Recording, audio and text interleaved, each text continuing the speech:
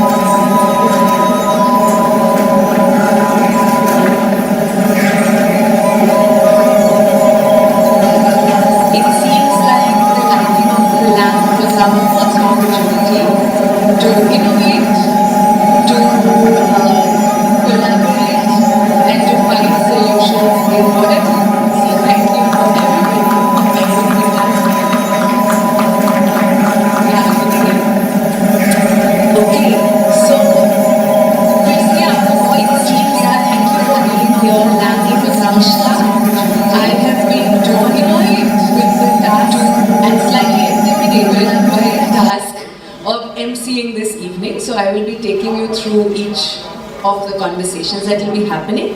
And just to share why are we here today? We are here to be having a conversation with people who have been stalwarts in the space of talking about the inner journey, talking about ecology, talking about in this world of crisis, talking about where we might be able to start, what might some of the leverages of change be. And so I myself have had the honor of being in a couple of spaces where we talk about climate change and we talk about the problems that we're presented with in the world and sustainability. And yet there is a lot of despair, hopelessness, confusion. And so I will And so we will have people guiding us through this feeling, all these feelings that might be present in the room. So I won't say anything more now, but I would like to invite Dr. Jyotsna Singh to set some more context for the evening. And so a short introduction. Dr. Jyotsna Singh, Chairperson of the Karan Singh Foundation and Trustee of the Temple of Understanding India Foundation. She is a gifted artist and a dedicated champion of intercultural and syncretic dialogue. Dr. Jyotsna Singh earned her PhD from Delhi University, where she also served on the faculty. She is the visionary founder of the Dara Shikoh Center, which fosters harmony across traditions. And as many of you may know, she is the daughter of Dr. Karan Singh, continuing a legacy of culture, bridge building, scholarship and service. So please join me in welcoming Dr. Jyotsna Singh.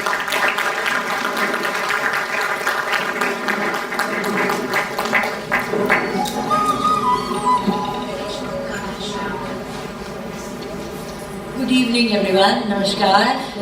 Very, very warm welcome to you all to this evening's program. We are very, very pleased to have Satish Kumar ji here, who is a kind of living example of what peace in personal life as well as being able to become a kind of community leader in peace can be, with complete commitment. Also, I'm grateful that Dr. Karan Singh has not been very well. Has made it back from Kashmir, where he was quite sick, to be part of this program. I think Sunil, who has organized this entire thing, I don't see you, Sunil, where are you? Sunil and his family, Ishta is his daughter, why are you sitting right back? But thank you so much, all these young people, for being here. Rajendra Pawar ji with NIIT and Dr. Geeta Thakur from Manav Rachna University. Thanks to you, we are seeing young people in the audience. There are very few grey heads over here. It's all, younger people. So this is something that some of the trustees of our foundation, the Karan Singh Foundation, is comprised of 6 young trustees. And I'm the chairperson, but there are 3 of them are here. They've always been asking me कि आप तो सिर्फ एक दूसरे से बात करते रहते हो, talking to the converted. आप जब तक young लोगों को इस conversation में नहीं लाएंगे, तब तक आपकी बात ऐसे ही चलती रहेगी and it won't have any effect. And we are very grateful for all of you young people to have taken time out. You are the future of this country, and if you are convinced that what these stalwarts have been talking about, have spent their life talking about, the inclusivity, the importance of taking people with you, the importance of not thinking that you are the only people with a point of view, being able to carry others with you. And this idea now, and of course somebody was saying about what a terrible state the world is in, we all know that, but die-hard optimists and people who are talking about hope now, we need to really focus on hope and on action, and for that आप ही लोग हैं जो इस चीज़ को कर पाएंगे. आपके जो mentors हैं, डॉक्टर राजीव पवार जी हैं या गीता जी हैं, ये तो मेंटर करते हैं आपको, मतलब उन्होंने आपको साथ में लेके चलने के लिए प्रेरित किया है. लेकिन आगे तो आप लोगों को ही चलना है. So I would, on behalf of the Temple of Understanding India Foundation, of which Dr. A.K. Merchant is a tireless worker, and all the trustees of the Karan Singh Foundation, I welcome you very warmly to this evening's program. I just want to say that the Karan Singh Foundation is going to start a mentorship program of a fellowship, which we will have 4 fellowships annually, and we can talk about that later. But basically, it's to take forward the work that these wonderful people have spent their lives doing. So thank you very much, and welcome.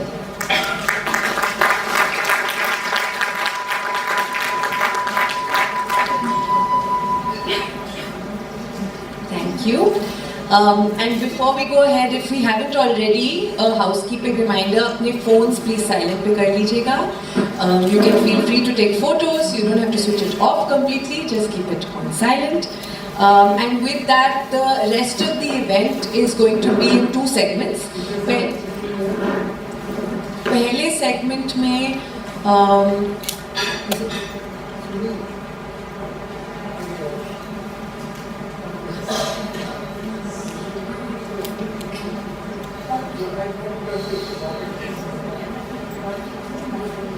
Okay. In the first segment, पहले segment में हम we will hear from both of them. They will be sharing with us. And second segment में हम open up करेंगे for dialogue. So there will be more conversations. So please listen in, listen keenly. अगर ऐसा कुछ है जिसके बारे में आप और जानना चाहें, please make sure to ask questions. And we will of course be encouraging the youth present today to be asking those questions. So with that, I would. It's my honor to invite someone who needs no introduction and has graciously agreed to preside over this special evening. A truly distinguished statesman, scholar and philosopher, Padma Vibhushan Dr. Karan Singh is easily the most erudite and accomplished personality of India. He is a rare combination, deeply philosophical on the one hand and a spirited statesman on the other. Dr. Karan Singh has been the longest serving political figure of independent India and is the only parliamentarian to have held office for 40 years before his retirement in 2019, all without drawing a salary or occupying government accommodation. He was India's ambassador to the US in 1989. He is an eminent educationist, environmentalist and a towering authority on Indian spiritual systems. His PhD thesis was on the political thought of Sri Aurobindo. Dr. Karan Singh joined the cabinet of Indira Gandhi in 1967 at the age of 36 and has headed several ministries including tourism, civil aviation, health and education. A lifelong conservationist, he has also led the National Board for Wildlife and launched the landmark Project Tiger. He was the chairman of Aurobindo Foundation for 20 years and chancellor of Jawaharlal Nehru University and Banaras Hindu University. He is the international chairman of the Temple of Understanding and author of more than 20 books. He is often described as the best president India never had. Please join me in inviting Dr. Karan Singh.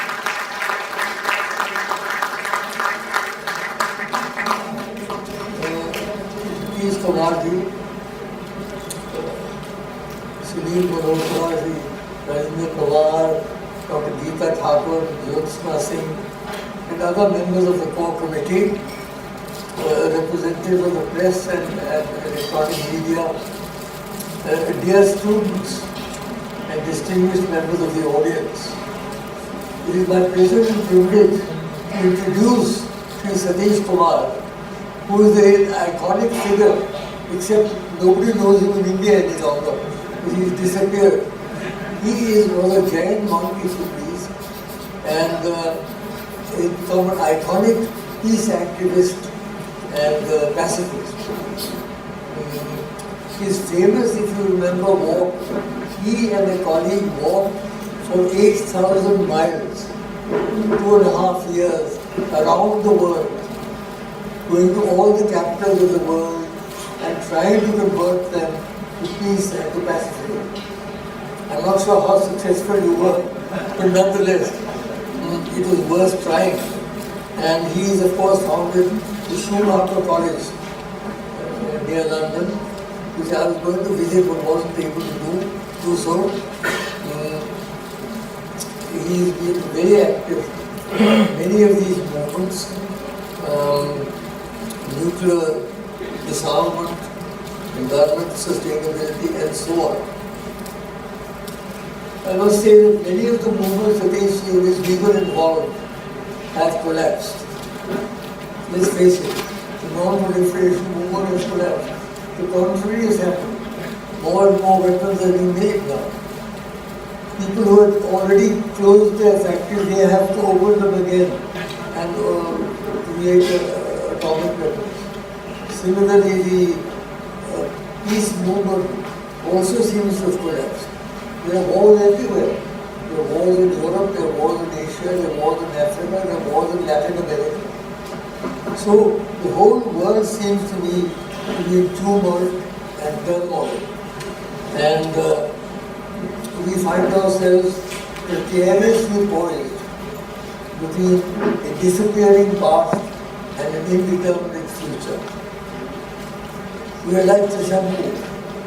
Between the two, the past is disappearing very rapidly because of the changes that are taking place. The future is not clear because of technology particularly. It's so exponential that you have no idea what is going to happen within the next 5 years. At one stage, 10 years was considered to be a sort of, as it were, a whole family of technology. Now it's changing every 2 years. So we are in a very, but there are two movements that are still carrying on. One is the interfaith movement, which I have been involved for many years. As you know, the interfaith movement began in 1893 with the first Parliament of the World's Religions in Chicago, where Swami Vivekananda made such an important impression, speech. And that has been continuing to this day. The Temple of Understanding India Foundation, which I head, is also part of that. We are trying still to bring about harmony between various religious traditions. And India, as you know, has all the traditions that ever existed, all the religions that ever existed. And therefore, we are a country where above all we need a syncretic tradition. And that can be developed only if we have interfaith harmony. And the other movement, of course, is the environmental movement, in which you yourself are so closely involved. And I was at the birth of the environmental movement strategy in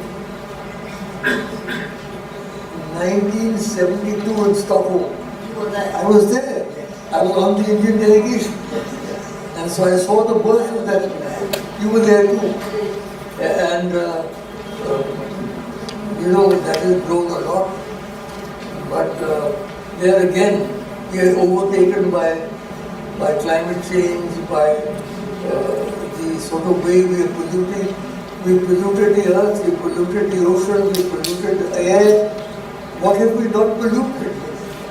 As a race, the human race has done more damage to the planet than any other race before. And therefore what we have to do is to try our best within our limited capacities to remedy the situation. And particularly I would like to address the younger generation. I'm so happy to see so many young people here. Welcome all of you.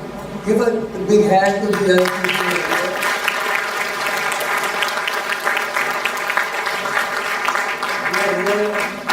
Thanks to Rajinder Kumar from the NIIT University, which I was Chancellor for 10 years, and thanks to Geeta Thakur, who is erstwhile involved with the Manav Rachana University in Faridabad. So these two universities have sent us a batch of students, and I'd like to address them particularly. Today, everybody is disoriented. If we are disoriented sitting at our age, what will the young people do? I am now 94. And I have seen so many changes in my lifetime. Unbelievable changes. I remember the Second World War. I lived through the Second World War and all the wars subsequently, right down to the present day. And so it's extraordinary, this fascinating panorama of what is happening. But the question is, what should young people do? Now, I know young people don't like receiving advice. You already get plenty of advice. I'm still going to give you some advice, whether you like it or not. My advice is very simple. If you have to put it in one word, build. First of all, build your bodies. Don't poison your bodies with drugs or with alcohol or with tobacco.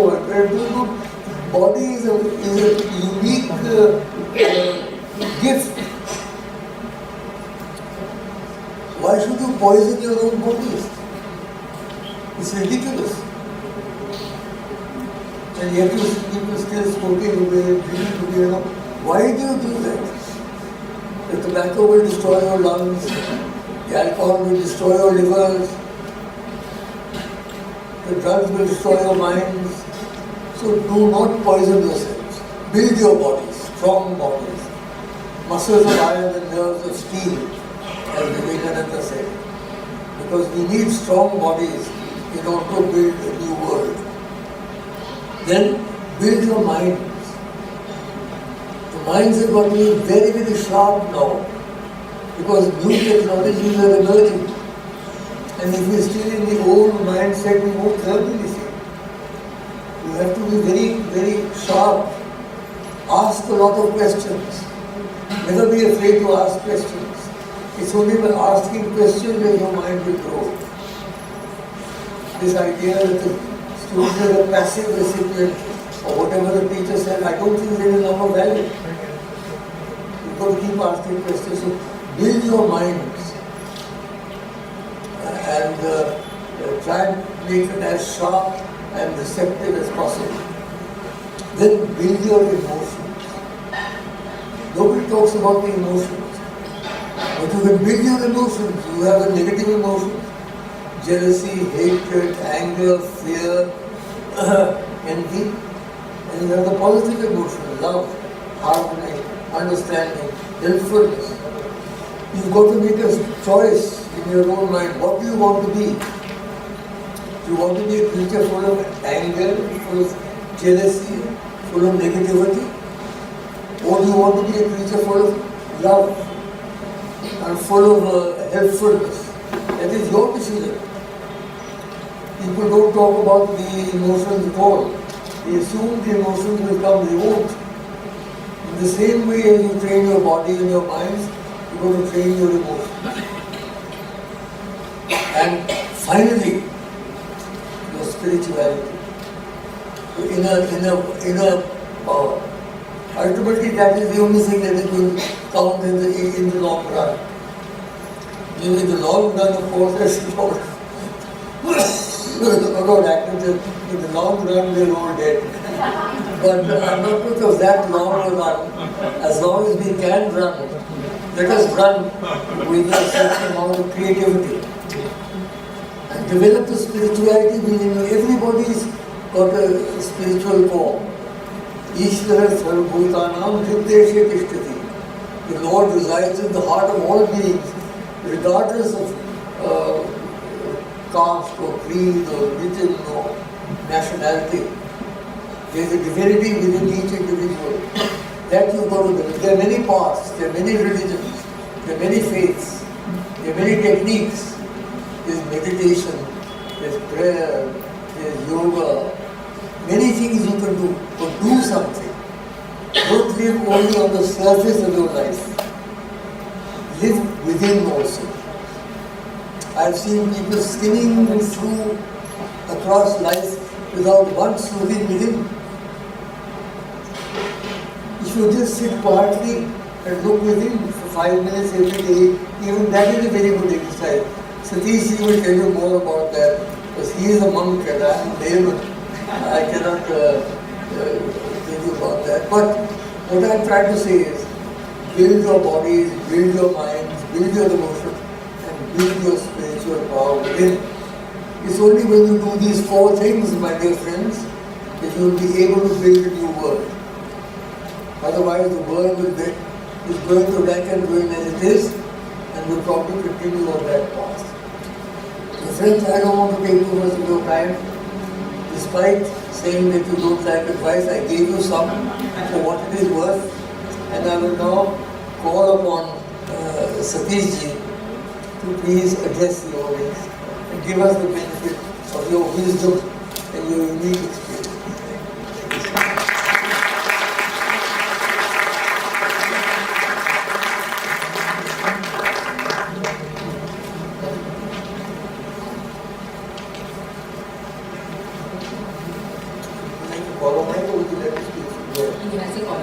So I came on because Satish ji was looking at me, but I was going to say that the way I stole a bit of Dr. Karan Singh's speech, he beautifully stole all of mine, so he introduced you beautifully. So I will pass it over to you. Thank you. Thank you. It is my great pleasure to sit next to Dr. Karan Singh, my dear friend, and listen to him and be introduced by him, and also have this wonderful audience in front of me, especially young people. Thank you for coming. The title of my talk as a keynote was advertised as Diversity and Peace. So I would like to say a few words about diversity. Nature favors diversity. In the beginning of the time, there was only energy and gas. Over billions of years of evolution, nature has created billions and trillions and countless forms of life. So nature and evolution favors diversity. No two trees are same. No two human faces and human bodies are same. No two voices are same. Each person has his or her own voice. Each tree has its own personality. Each animal has their own personality. So diversity. I was, as Dr. Karan Singh said, a Jain monk. And the Jain monks believe not only the diversity of life, biodiversity, but diversity of truth. Because Anekantvad, no one truth. Each and every one of us have our own particular point of view. Each one of us see things in our own way. It's wonderful. It's beautiful. The diversity is the cardinal principle of evolution and nature. But unfortunately, our modern industrial society, industrial civilization is trying to create uniformity. Instead of diversity, celebrating diversity, we are trying to create uniformity. And I think diversity leads to peace. And uniformity, the idea of uniformity, that everybody should be the same. Everybody should follow the same political principles, same economic system, same architecture, same industrial goods, same. And when you don't follow a particular ideology, then you are wrong. If you don't follow a particular economic system, you are wrong. So at the moment, the world is following a path of uniformity. Every country in the world, whether you are a Muslim country or a Hindu country or a Christian country or a communist country or a capitalist country or a socialist country, whatever your ideology, you are following one basic principle of uniformity, that everybody wants economic growth. And same kind of economic growth, same kind of economic. Wherever you go New York or New Delhi, high-rise buildings, the same. You don't see what is New Delhi, what New York. If you don't know the name, it will be the same. If you go to Paris or Beijing, the same. So uniformity of architecture, uniformity of dress. Everybody wear the same blue jeans. Everybody same kind of clothing, same kind of McDonald's food, same kind of Coca-Cola, same kind of whatever. So this uniformity, and if you don't follow uniformity, then there's a kind of war, conflict. So I would say that if you want peace in the world, celebrate diversity of life. Diversity of economic systems, diversity of political systems, diversity of religions, diversity of philosophies, diversity of scientific inquiry, diversity of every single field of life should be celebrated. And not say, if you don't follow one particular scientific ideology or scientific methodology, you are wrong. Science is good, but also spirituality, as Dr. Karan Singh said, is necessary. Also poetry is necessary, also art is necessary. We need everything in life. We not just science, technology, or religion. When you follow one particular path, then that creates a narrow world view. So, I would say truth diversity is a very beautiful word according to Jain principle, Anekantavad, and Shadvad, which is maybe what you are saying is true, maybe your idea is true. Shad means maybe. So maybe isn't. Maybe it's true. So I think that I would like young people to learn about this truth diversity, this Anekantavad and Shadvad, that we should celebrate different ideas. We always talk about freedom of opinion, freedom of idea, but we don't follow it. You read all the newspapers, they follow the same kind of principles, same kind of news, same kind of critical and analytical approach. So I think this is leading to wars. And so if you want peace, celebrate diversity. But diversity is not opposite to unity. Unity and diversity dance together. So how do we, what is the unity principle? The unity principle is non-violence, love. Whoever you are, when I was walking, as you said, around the world, I went to Muslim countries, I said, you are Muslims, I love you. Then I went to Christian countries, I said, you are Christians, I love you. Then I went to communist countries, Soviet Union, Moscow, I said, you are communist, I love you. Then I went to capitalist countries, Germany, France, England, America. I said, you are capitalist, I love you. Then I went to Buddhist countries, Japan. I said, you are Buddhist, I love you. So non-violence, love unites. So if you want unity, love everyone. Whoever you are, no enemies. Everybody is a human being. Every bird is a beautiful living creature. Every tree is wonderful. All weathers are beautiful. Love everything. Unconditional, unjudgmental. Love. So love unites and truth diversifies. Ahimsa, Satya. And in Jain tradition we put ahimsa first. Ahimsa, Satya. Satya. Truth does not come first. Truth second. Love first. You love first, then you understand the truth. Your truth, that's fine. I accept it. Then we can have dialogue. We can have a conversation. And we can see whether we can agree or disagree, or whether I can learn from you or you can learn from me, or we can take or give, or even don't take or don't give, still we love you. So that's my idea of diversity and truth go together, and then love and ahimsa go together as a unity. And if we have that love, as you said, build your body, build yourself, love yourself. If you don't love yourself, you don't take care of yourself, you're not going to take care of the world. But then the second step is to love everyone. As you love yourself, love everyone, irrespective of their nationality, their religion, their culture, their political system, their economic system, they are rich or poor or black or white or man or woman, whoever you are, we love you. So that's the kind of second step, is to love all humanity. And the third step is love nature. At the moment, we see nature only as a resource for the economic growth. And we see humans as a separate from nature. Nature means trees, mountains, forests, rivers, birds, they are nature. We humans are not nature.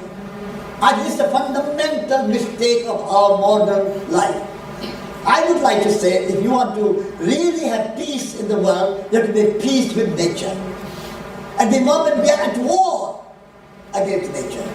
We are destroying, as Dr. Karan Singh said, we have polluted our oceans, we have polluted our rivers, we have polluted our air, we are polluting our soil. We are using nature as if it's only a resource for making more money, making more profit, and making more buildings, making more airports, making more roads, but nature has no other value. So having this deep ecological perspective, that nature has intrinsic value, and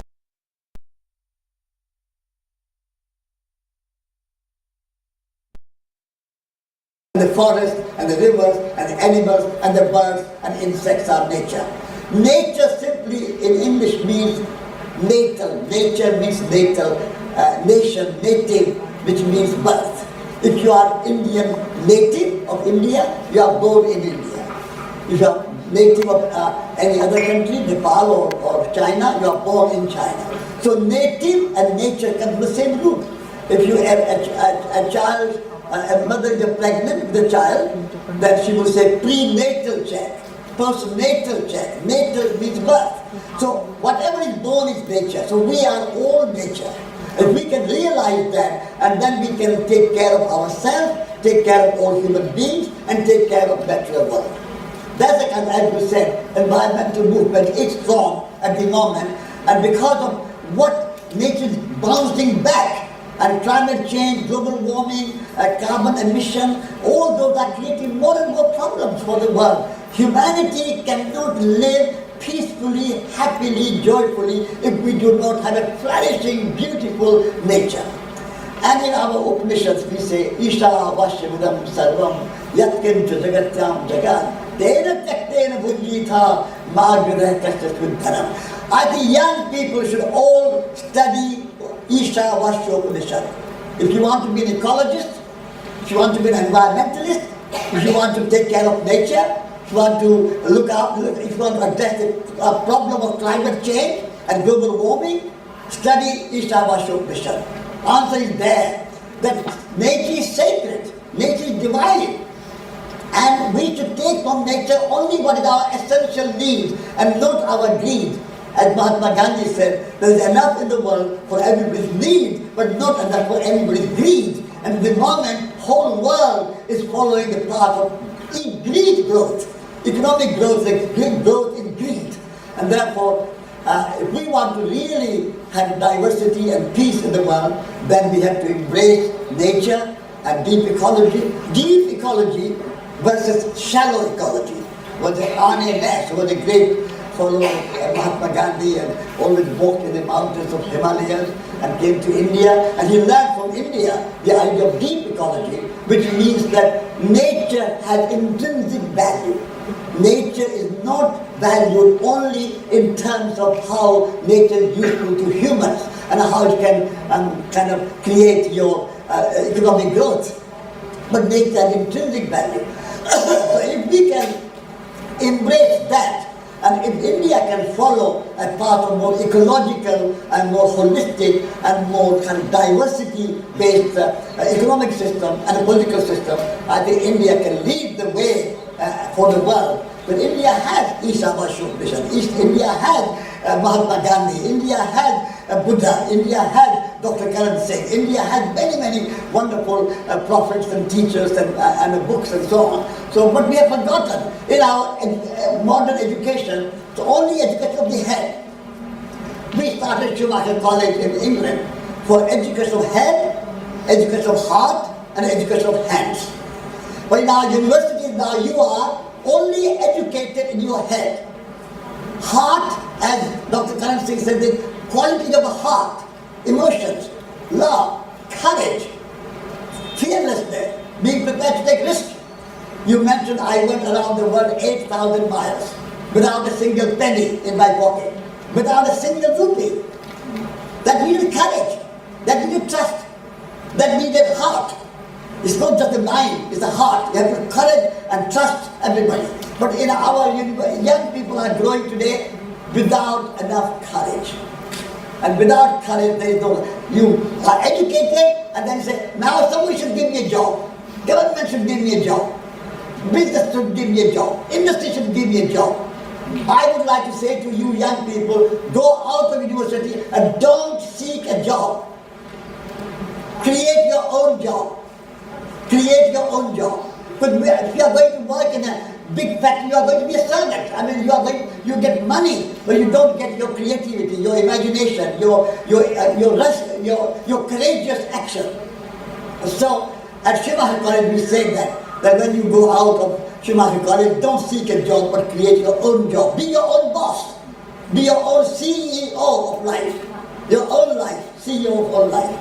So that is a kind of message that we, and also in our education, you are not only learning the head education, no heart, no hands, you don't learn anything, you don't learn to build, to cook, to garden, to grow, to make anything with your hands, to make a pottery, to make furniture, nothing is taught with the hand. Only thing you learn maybe 2 thumbs to use your smartphone and nothing else. But these 2 hands are a miracle. These 2 hands can build this house, these 2 hands can build this furniture, these 2 hands can grow food, these 2 hands are miracle. But our university are saying, no, 2 hands are just useless. Just go and make a factory, produce everything, and your hands don't need to make anything. And a hand, like you have 2 hands, 2 legs, 2 eyes, 2 ears, you have 2 brains. The left brain and the right brain. You, in your most of the universities, whether it's at Jawaharlal Nehru University or Oxford or Cambridge or Harvard or Yale, any university, I've seen all those universities, they're only educating half head. Governments and industry are spending billions and billions and trillions of rupees and dollars and euros and pounds year after year to train only half head. Left brain. Left brain is a brain of administration, management, kind of measurement, quantity.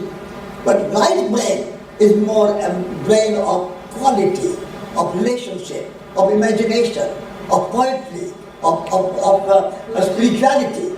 And our education don't teach anything of that kind. So we started Schumacher College in England to have an education of head and both hemispheres of the head. Left brain and right brain. And then heart, courage, compassion, kindness, generosity, love, courage. That's very important. Every person coming out of university and college should be courageous and say, I can do what I want. I can change the world. I can lead the world. That's the kind of education we want. And then hands. You should be able to grow. Every school in our world should have a garden. Every university should have a field. Every university and the college should have a kitchen where students and teachers are cooking together, eating together. That's what we do at Schumacher College. Our students and teachers cook together, eat together, wash up together. It's not that some low-paid servant should do our cooking and low-paid servant should do our washing up. And we are educated, academic lecturers and professors and teachers. We sit in the chair and eat and then leave somebody else to do the washing up. That is not the kind of diversity and peace that you want. You want every human being to be respected and loved and celebrated, and every human being should have a dignity. So at Schumacher College we cook, we eat, do what I cook. I garden. Why not? Gardening is a wonderful thing. And so it's the idea that some low-paid workers should do the gardening and low-paid cooks should do the kitchen, and I am very academic and very educated, and I write books and I give speeches, and I'm not the cook. This is not the kind of education that I want. So in nutshell, diversity, yes. Peace, yes. And you are the leaders. Don't hope that somebody else will come and save India or the world. You are the leader. Every one of us can do something. Don't think what Modi can do, what Putin can do, what Trump can do, what industrialists can do, what business can do. No. What I can do. every one of you have to ask, what can I do? This is the message that I would like to convey to young people, that be the leader, be courageous, take risk in your life, and you will see that your life will be a wonderful gift.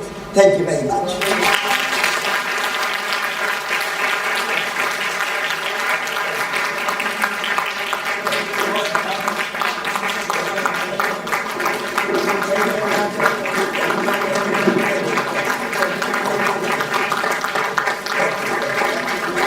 Thank you.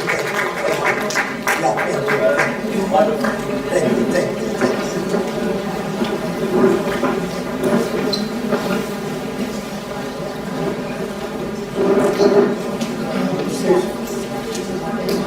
Move for the name of Sunil, are you ready for this?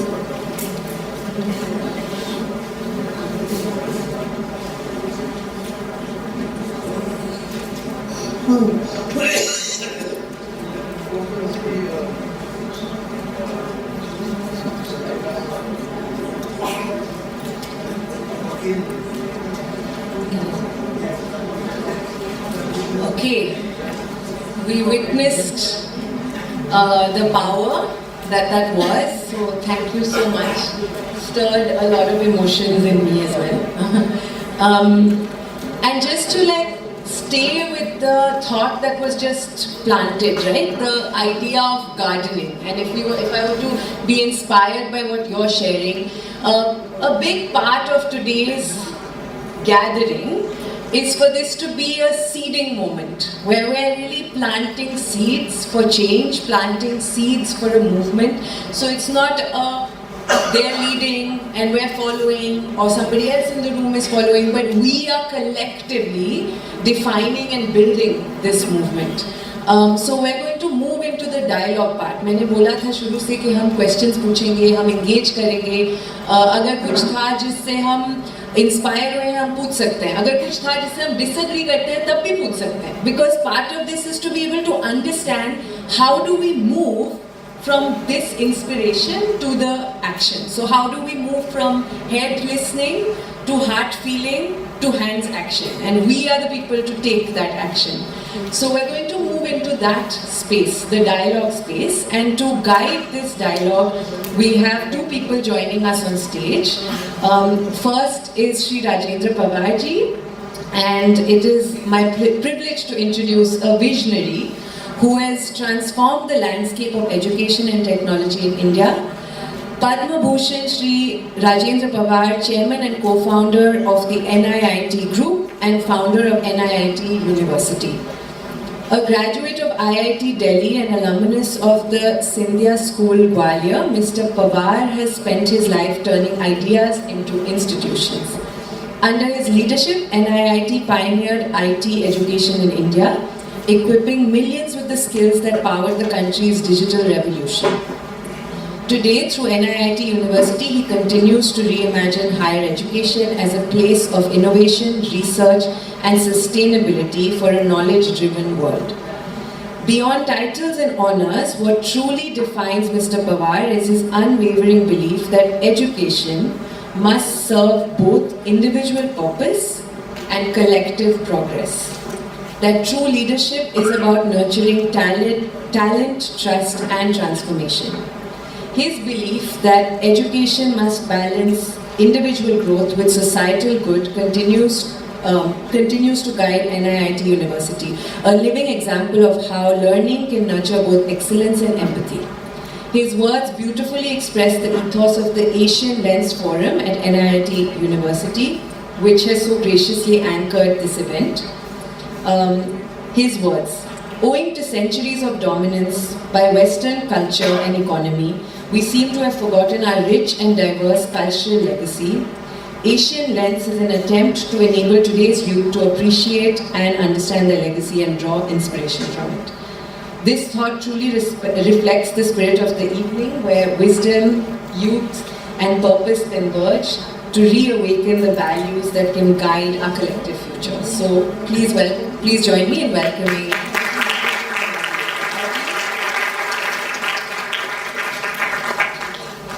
And since I was outed as his daughter, I will now be introducing my father. I have the privilege to introduce him. Sunil Malhotra, Mr. Sunil Malhotra, an engineer, industrial designer, entrepreneur, and author whose life spans 4 decades at the intersection of design, technology, and human-centered systems. Founder of Idea Farms, one of India's pioneering design and tech consultancies, Sunil has helped train business leaders in design thinking, bringing empathy, ethics, and sustainability to innovation. His work blends Eastern wisdom, especially yoga and Vedantic philosophy, with Western scientific inquiry. Sunil's 2 books, The First Principle and Yogai, Interplays of Yoga and Artificial Intelligence, contribute globally on topics of ethics, AI, and systems transformation. He has collaborated with global thought leaders to weave together spirituality, creativity, and technology. A self-described nowhere guy, he stands for human-centered innovation within the boundaries of ethics and sustainability, reminding us that everything we create must serve the planet first and then people. So please join me in welcoming Sunil. And I will pass it over to the 2 of you to take us through a dialogue with the audience. And as they do that and invite you, हम encourage करते हैं जो youth यहाँ पे present है, आप please पूछें जो भी आपके questions हैं, please ask. There will be 2 mics that will be moving around, and over to the 2 of you.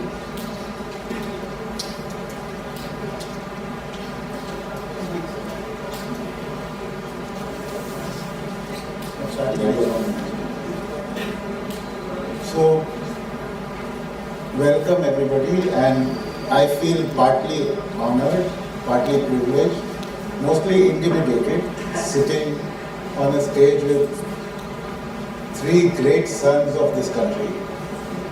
Of course, the greatest son that I know is Karan Singh. And some of you may have received an invitation where you might be surprised to see me sitting on the stage, because it was supposed to be Rajiv Mehrotra. And I do want to take the opportunity before starting anything else to thank him. Unfortunately, he couldn't be with us because we were supposed to do this segment of a conversation between Dr. Karan Singh and Satish Kumar, and that has landed on Rajendra Pawar and myself. It's not trivial because it ties easily back to what Satish ji was saying. This title, Celebrating Diversity, actually came out through a conversation between Rajiv Mehrotra and Dr. Karan Singh and I, where he echoed exactly what you said. He said, one of the problems I see in whatever we are trying to do towards peace is that we are using the narrative or the slogan of unity in diversity. And when you think of unity, whether you like it or not, you think of one, and therefore you look for one common thread rather than celebrating diversity. So he said, I would rather that we talk about celebrating diversity. And I thought that was a very beautiful way to rewire our mind. Although it's there, it needs to come up to the surface. And the second,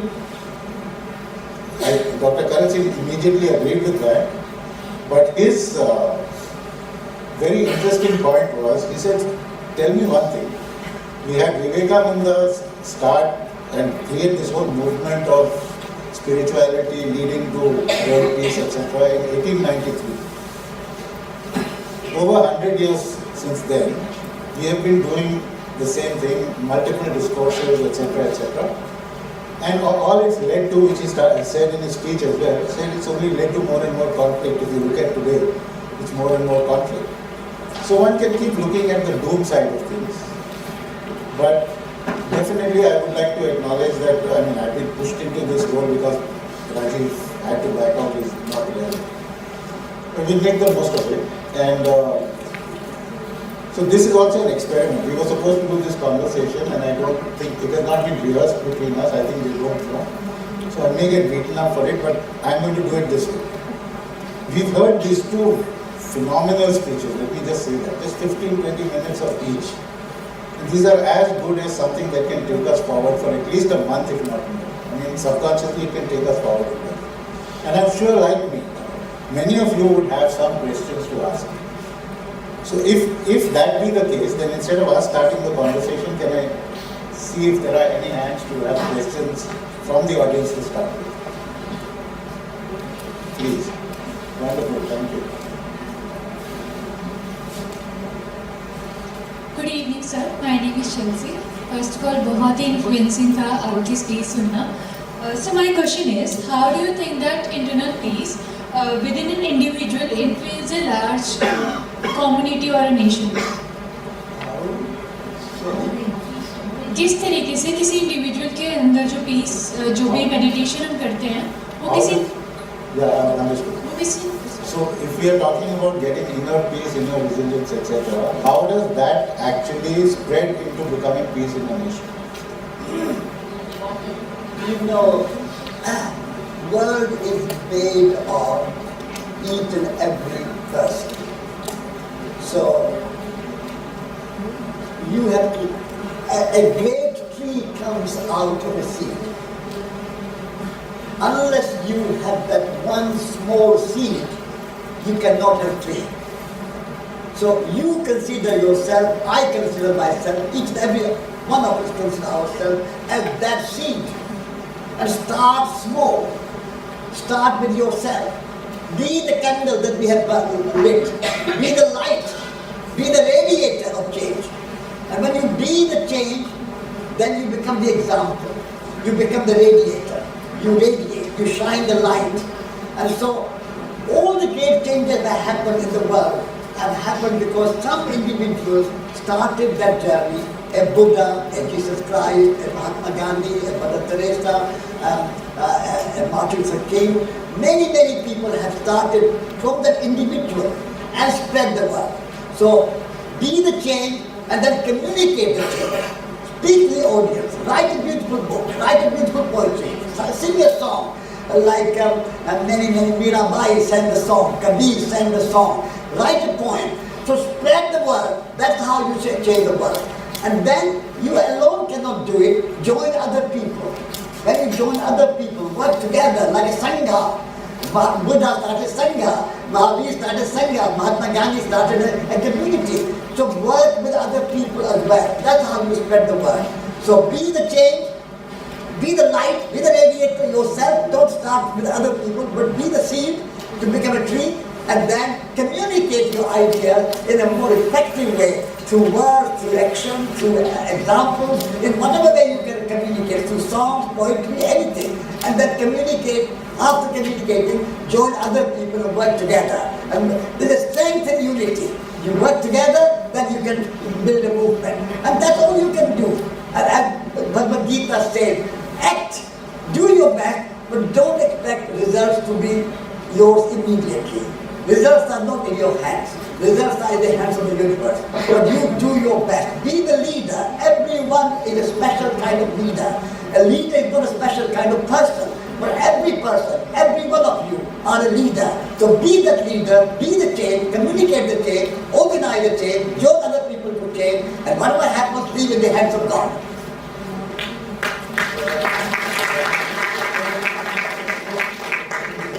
One of you people say, even one is enough. Yes. So even if one person can change and be peaceful and be creative, that can have a ripple effect around you. But Upanishad very clearly says, even one is enough. Yes. Very. It's a remarkable statement. Yes. Absolutely.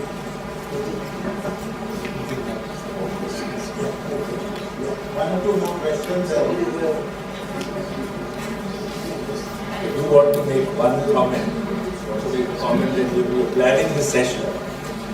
We were thinking of which venue we should use. We were sitting with Dr. Saab and said which venue should we use. Someone suggested India International Centre.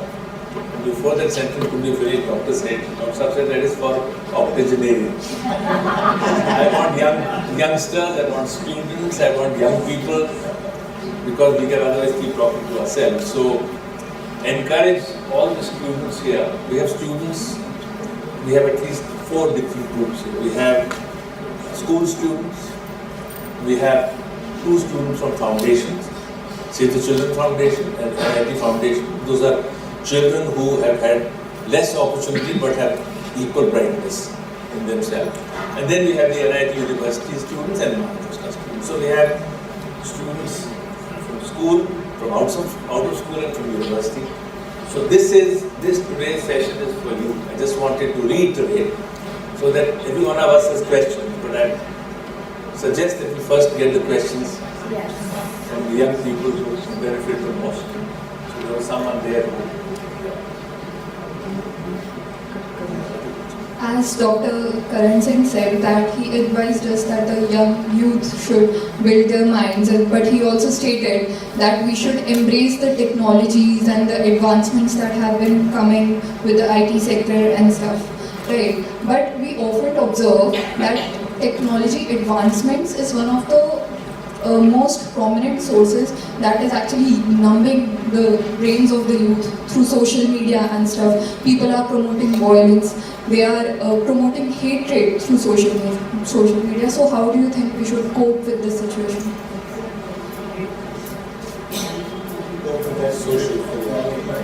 Downside. Everything has a downside also, I agree with you. And a lot of social media particularly, I'm not on social media that is, because I refuse to be abused. But social media plays a very negative role on many occasions. And yet it's a extraordinary achievement. So every technology has a bright side and a dark side. The thing to do is in fact accept the bright side, develop the bright side, and leave aside if you can the dark side. It's a difficult task, I agree with you, but it has to be done. Think of a knife. We can't run away from technology. Think of a knife as a whole technology. The choice of what you do with it is yours. Without a knife, you wouldn't be able to manage things. But so same about technology. And the same knife can be an assassin's knife, it can be a surgeon's knife. It can be a knife that saves lives, it can be a knife that takes lives. So then there is a dual use even of the most elementary technology. The choice is yours. Don't let other people dictate your choice. I think with the message that's coming from this. The choice is yours. Make those choices. And with the technology, we also need to develop wisdom. Without wisdom, technology is not enough. At the moment, technology is moving very fast, and wisdom is not keeping pace. So technology should be servant of people rather than master. Wisdom is moving in the opposite. Wisdom is moving in the opposite direction. So cultivate wisdom as much as technology, and then you will use technology with wisdom, and then like in a daylight, either you can serve somebody or you can be a thief and steal something. I mean, in the life you can do good or bad. So the wisdom is necessary. Technology can be helpful if used wisely. So we need to develop wisdom together with technology. There are more questions and there are also counter questions. So maybe I'll move to the more questions and you can chat one after. Yeah? I'm just going to pass it there and bring it back. So here. Good evening, sir. Sir, I wanted to ask that you talked about uniformity as being a worldwide ideology, and you also talked about having an unconditional positive regard towards others. So I wanted to ask that how can we maintain that unconditional positive regard while maintaining and adapting diversity with it?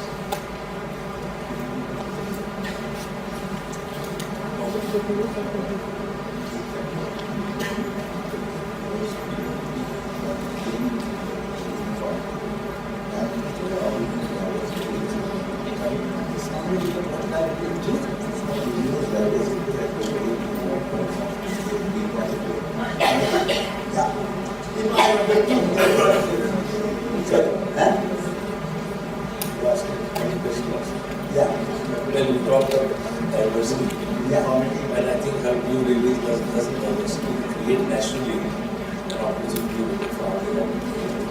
Is it? Yeah. Okay. No, so opposition or opposite view, it should not be seen as something wrong. There are many truths, many ways of seeing things. It depends on the context, it depends on the conditions, it depends on the timing, when, where, how something is believed or said. So I think we should celebrate, as long as you do no harm with your ideas, as long as you don't say that I'm right, you are wrong, and if I don't believe me, I'll kill you, or I'll suppress you, then I think we need to have diversity of views and celebrate diversity and listen to the opposite view and then have a dialogue, have a conversation and bring your argument, bring your presentation, and that other person can bring their dialogue and their argument and their presentation. And this way you can come to a middle way, and even if you don't come to the middle way, people should be able to go different ways. And so I mean,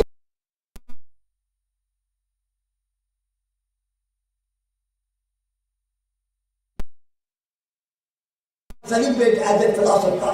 And so India has a good example of 6 philosophies living as one family together. And so I think ideas, opposite ideas is not a problem, as long as you do no harm and you don't say, I'm right and everybody else is wrong. Everybody has their point of view. Just live with it. That's what I would say. So if I may add to that, Yes. you can try an experiment. And this is not a new experiment, it was done in the olden days. Now in schools and colleges, we are asked to debate, right? So a topic will be there, and a teacher will say, well, you speak for and you speak against, doesn't matter what your views are, right? And then you practice the thing of proving the other person wrong. So it's a win and lose.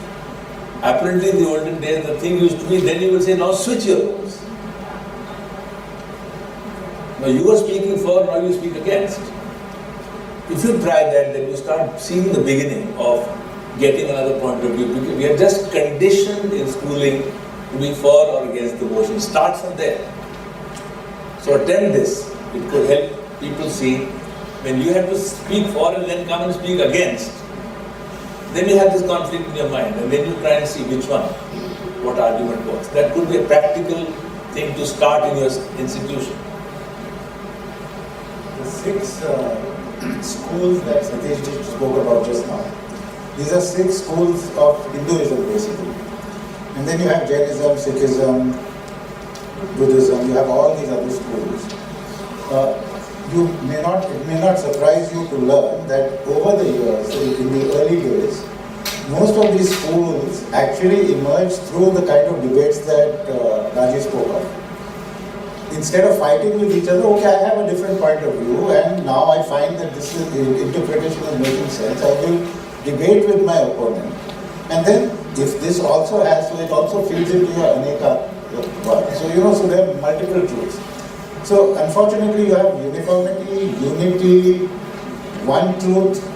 These kind of things actually wire our minds, and these are very, I'm sorry to use that word, but this is a Western paradigm, binary.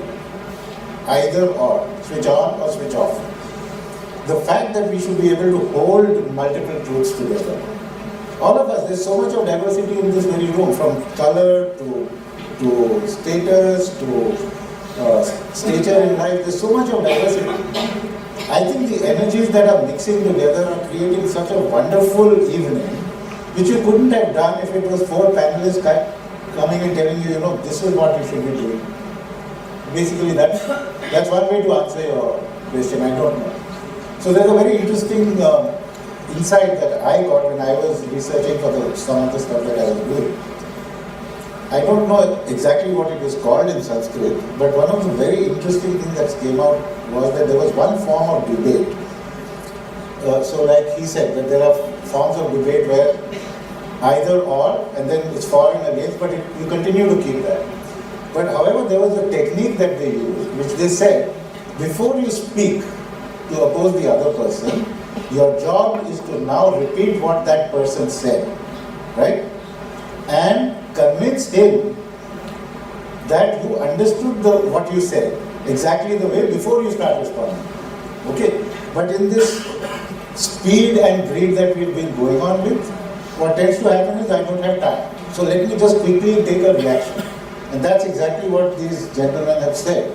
Slow down, that spiritual part they call, and the heart and the right hemisphere, all these mean that you need to just slow down a bit before you start saying, okay, now I need to just keep going on because I've got a bill to pay kind of thing. There are many questions. So Many questions. So should we do conversation or just do questions?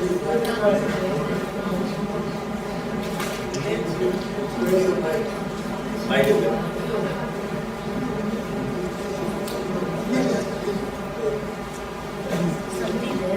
Good evening, sir. My name is Parvez. I am from Save the Children. And my question is, like you said, that today's generation is grow without courage. So how to build courage? That is my question. How to build courage? Simply be prepared to take risk in your life. At the moment, we are too much conditioned for health and safety. Everything is safe. So, from my own experience is that when I decided to go for peace to Moscow, Paris, London, Washington. So that was the idea that I will go for peace, promote peace. Then I said, how do I go? I can go by aeroplane, I can go by car, I can go by train. What is the best way to go? Then I said, I need to have a courage. And I had to do something a bit unusual and take risk. And so I said, I will walk. Then I said, I can have money and I can buy my food, I can have a guest house or a hotel to sleep, I can buy my shoes, I can buy my clothes, I can buy everything. But then I said, if I go without money, that means I'm really believing and trusting people. How do wars begin? Wars begin in fear. How does peace begin? Peace begins in trust. So how do I show that I trust everybody? If I have money, I don't need to trust anybody. I can buy everything. But if I have no money, I have to trust everybody, whether you are Pakistani or Afghanistani or Iranian or Russian or European or American or whoever you are, I have to trust you. And through trust comes peace. And so I decided to have a courage and take risk and go on two of my legs. And I started one step by one step, one step, one step, one step. And after 2.5 years, I was in Washington. And I did not single penny, and I didn't know who will feed me or not. But every day, I had a leaflet. I said, I'm working for peace without money. If anybody wants to offer me hospitality, they will say, like somebody said, I had 4 packets of tea. Somebody asked me, if you have no money, how do you eat? I said, people offer us food. Oh, are you hungry? We have a tea canteen here, tea factory canteen. Will you want to come and have some tea with us? I said, all right, anytime is tea time. So I went in and I sat down, they make a cup of tea. Then suddenly the woman who had invited me, she had this idea. And she went out of the room and went and came back with 4 packets of tea. And I said, you want to give me packets of tea, but it's heavy to carry. She said, no, they are not for you. So for who are they? Said, I would like you to give 1 packet of tea as a peace tea. She said, it's peace tea. 1 packet of peace tea to our premier in the Kremlin. 2nd packet of tea to the President of France in Palais Élysée. 3rd packet of tea in 10 Downing Street in London, Prime Minister of England. And 4th packet of tea to the President of the United States of America in the White House in Washington. I was amazed, an ordinary looking woman in a small village in Georgia by the Black Sea in a tea factory had this amazing idea. If I had money, if I was going by car, if I was going by aeroplane, I would never meet this woman. This is how you have a courage.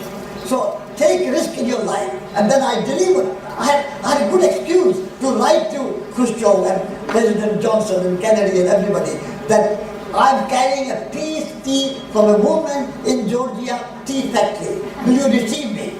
And I was in by the Kremlin, I was in the White House, I was in 10 Downing Street. They invited because somebody, a woman from Georgia is sending a peace tea for the Prime Minister and President of the world. They could not refuse it. So I was in the Kremlin, I was in the White House. All of us have that capacity. As I said, a leader is not a special kind of person, but every person is a special kind of leader. So be a special kind of leader and have a courage and take risk in your life. And walking was not easy.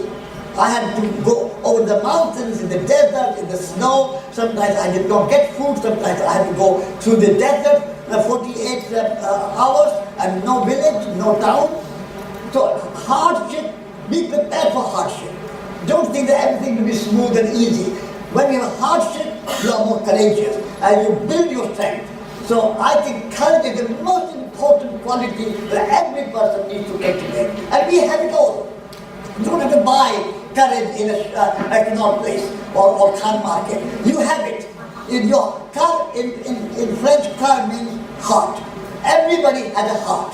And courage comes from the heart. Strengthen your heart, have a courage, do something unusual, take risk, go through hardship, and you will enjoy it. I enjoyed my walk more than anything else.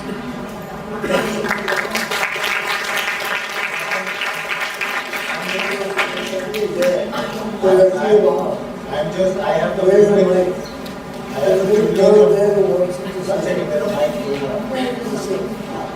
I'm just stepping in.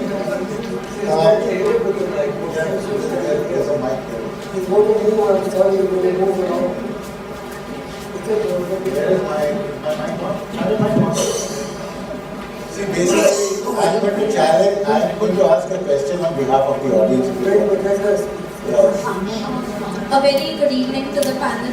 My name is Ipshita and I just wanted to ask, how can the youth at schools or at universities work together and create a space where everyone feels included, valued and be at peace with each other? Because we usually, what we see in universities and schools are some set of people or some set of students are usually left off, or they are being alone, or they are very not in peace with each other. So how can we work together and create a space for everyone?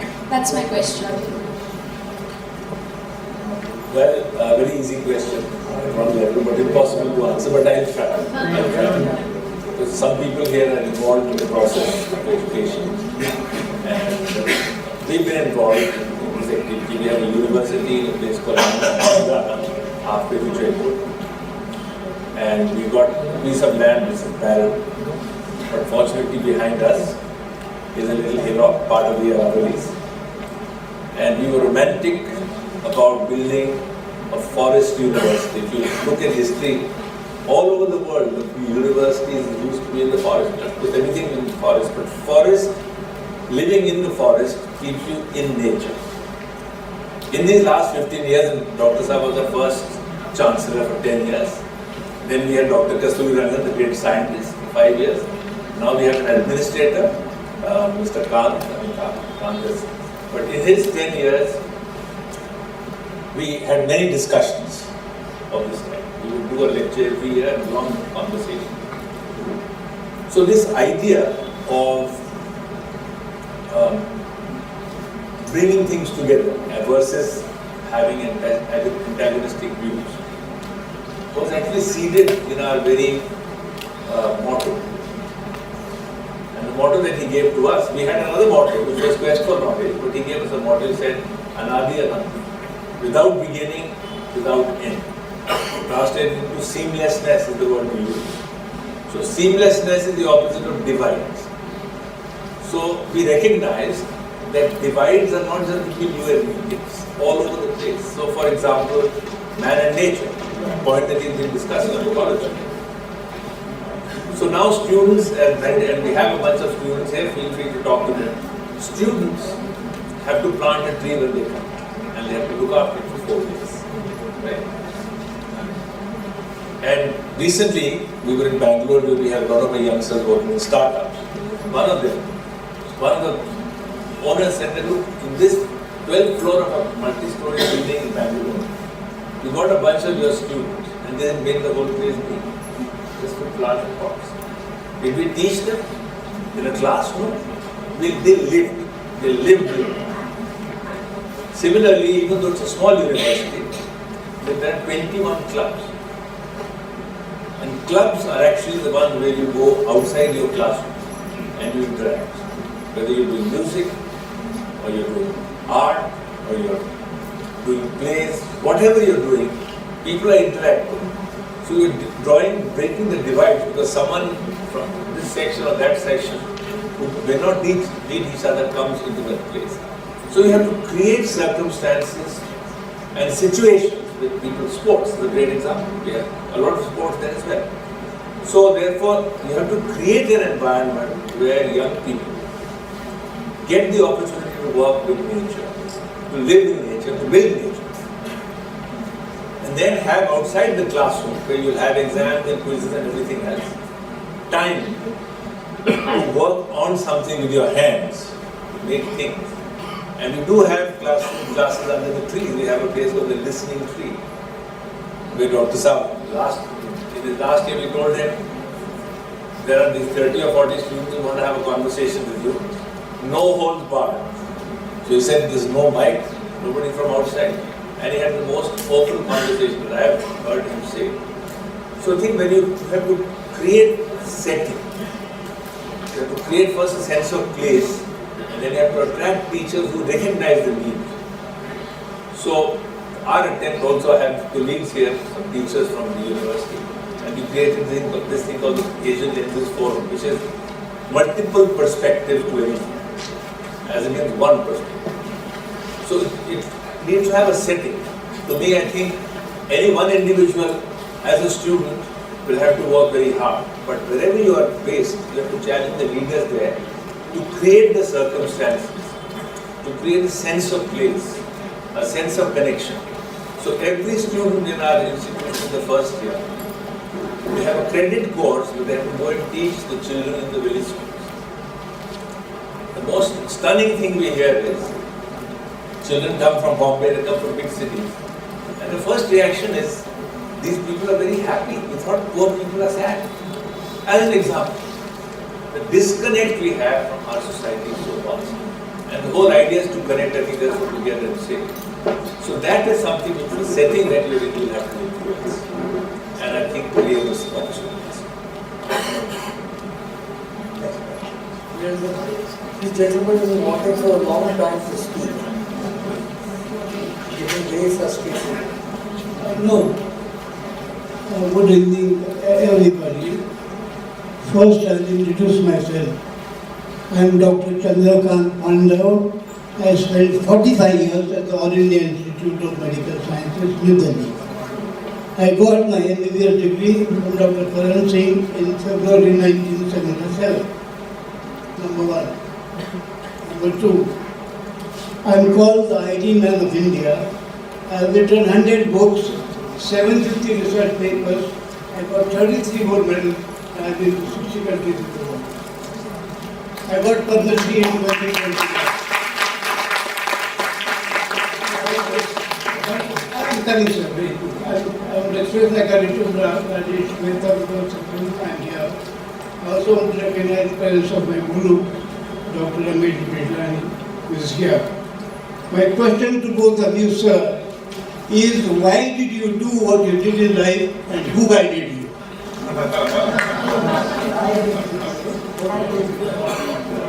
Why I did what I did. I was born into a situation where at the age of 18, I became head of state. I didn't have to do very much, but I had to cope with the challenges that came with that. At the age of 18, there were still many young men at the age of 18. 18, I was head of state, dealing with Pandit Jawaharlal Nehru, Sardar Vallabhbhai Patel, Maulana Azad, and what an extraordinary experience. So from there onwards, here I am. Would you like to say why you did it? I mean, I was. Who guided you? How was the conflict? Who guided? Yeah. You guided me. Yeah.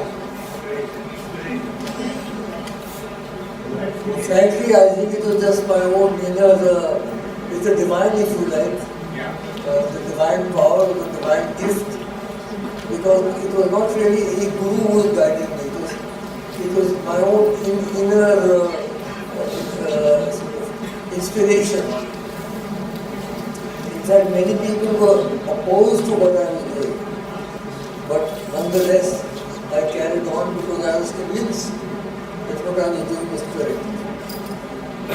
You know, like that light, the deepak, a matches can help, but the light is already in that bhakti, in that poem.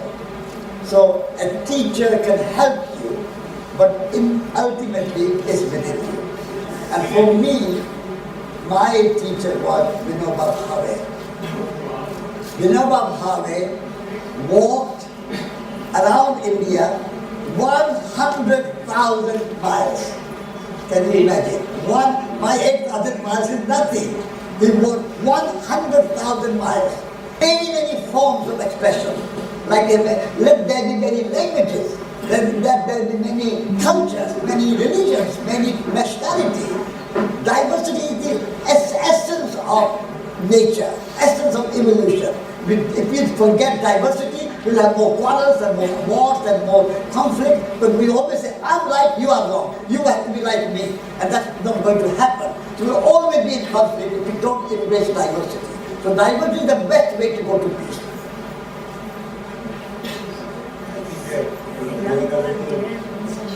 Over time. So I think we need to bring everything together, because I have to also mention that the whole idea, like Ista said right in the beginning, this is not a one-way conversation. And why did we want to do this whole thing together and have everybody available with Rajendra Pawarji's assistance? We have now youth, we've got a mix of people. And the idea was that we will try to do this, like we talked about. This word movement is a little bit deceptive, because movement, you don't really know what it means. But if you remember that most movements in the world that have been successful have, one, been non-violent movements, and second, they've happened slowly. I will ask Rajendra Pawarji to also explain to us, because this has been a pushback all the way through. You know, if we do an event like this, what's going to happen? So this event is not supposed to be that, okay, we have to great people sitting here talking to us, we will talk to you, and then we will go home and go back to life. So I really thank you for asking this question of how do we keep the diversity alive. Thank you very much. And so we do want this to be a sort of a seeding moment. We've talked about forests, we've talked about trees, such a beautiful story you've told us just now about NIT University. And it's all because of NIT and Manakrishna that we have so many people here. And like we started. So that is one aspect that I would say, and then from there we have to hope that things go onward, because many of us have tried to do many things in life. And I think you're right, nothing starts with a bang, because if it starts with a bang, shuts with a bang. Yes. So you start small, persist, something go fast, something go slow. And in our case also, the Asian Lenses Forum is something which takes speed and slows down, but the seeds keep going deeper. So these 5 groups which have come here, the leaders, please take this responsibility. And get these people together in the next week or 10 days and discuss what they took away. And therefore, what out of that is something that we can build, and what can we build with courage. To me, that would be the next step, as I would see it. But I did have a question for both of you. We were actually meant to ask you questions, and he said I'll ask 1 or 2 questions, and we saw how many came. So that, of course, speaks to the interest that people have. I'd asked this, not me, but one of our students had asked this to Dr. Sabin. He gave 11 lectures, every year he was giving a lecture, annual lecture.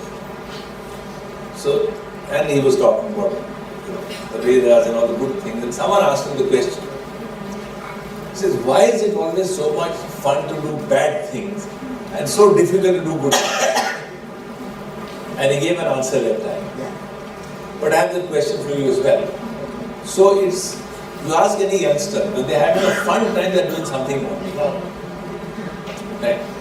They're breaking, they're going over the wall, they're breaking some rule to have fun. But when you tell them not do well in your studies and work hard, why is this?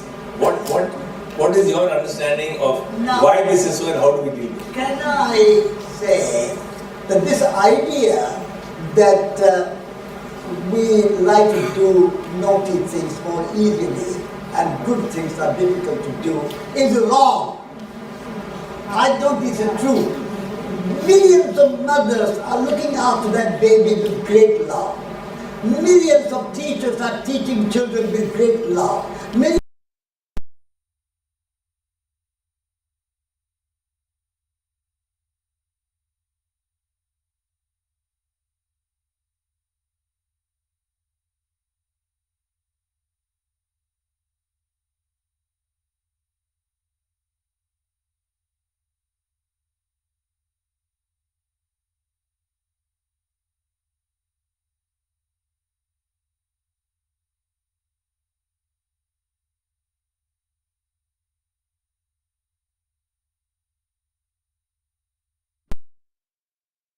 Love more than we anger.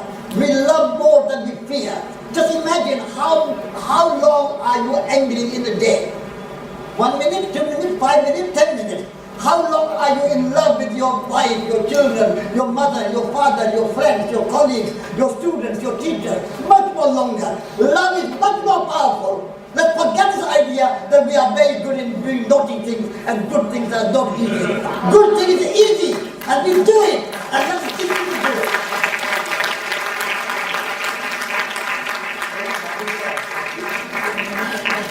You want to add anything to that?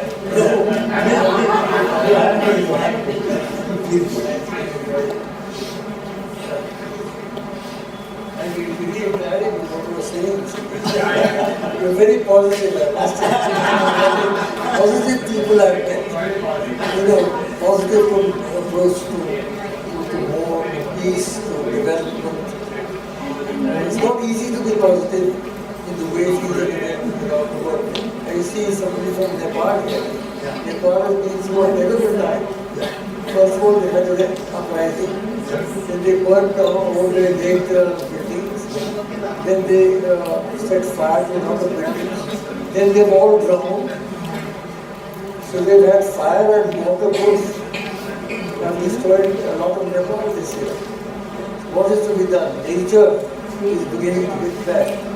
No, I didn't have a question. I was just saying that maybe as a youth when I do things which are not right, maybe somebody is not listening to me enough as to what I want to do. So in this whole aspect of the good boys and the bad boys and the good girls, somewhere education has failed us. So whenever I'm from the Shri Aurobindo Ashram, and when you people were talking, I think I just wanted to beckon everybody to say that the next Sangha, you can actually do it with us in the Delhi Ashram.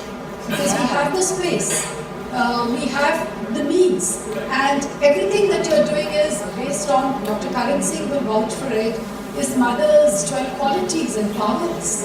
And we all have to step back. So without naming, the good things happen much more. So then the task for the 5 team leaders coming out of this conversation, and then you have that discussion, do a conversation on this issue, confront that reality and see what can you do as a team to get everybody to get as positive as he is. We hope he's infected you enough to work on this and take that forward. So that will be the second action. And I think if that's okay, then we are in time, and I know Dr. Sir has particular amount of time. So we can close if that's okay.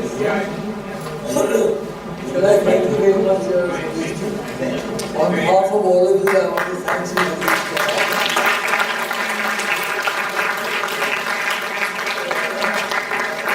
it is not known well enough in India. The reason why we had this meeting was we wanted to, in a way, reintroduce him to a broader audience and to young people so that they can take advantage of his vision.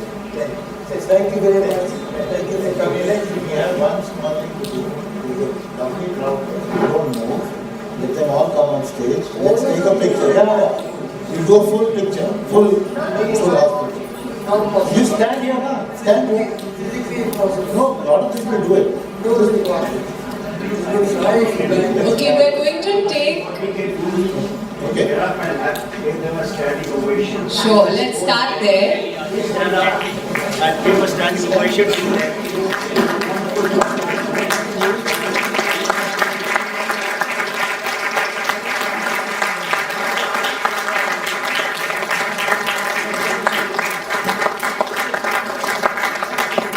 Okay, so we are going to now take a group photo.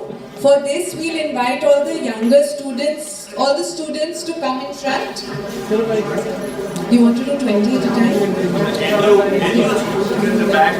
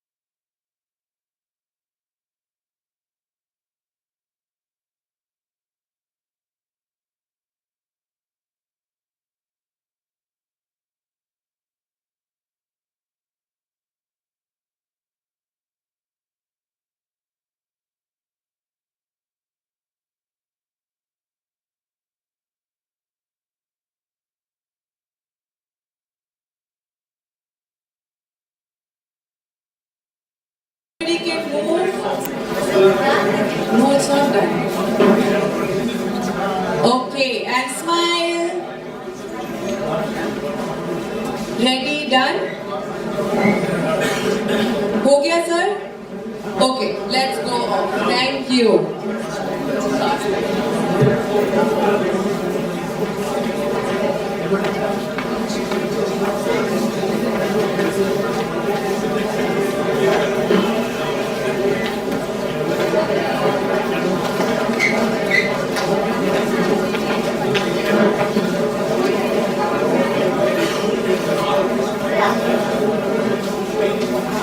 Okay जैसे आप आ रहे हो आप please spread होते जाइए, सब लोग बीच में नहीं खड़े हो सकते फोटो के लिए, इस साइड पे आ जाइए. Really nice, thank you,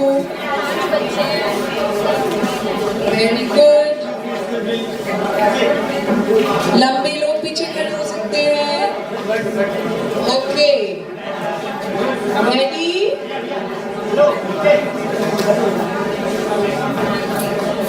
okay smile.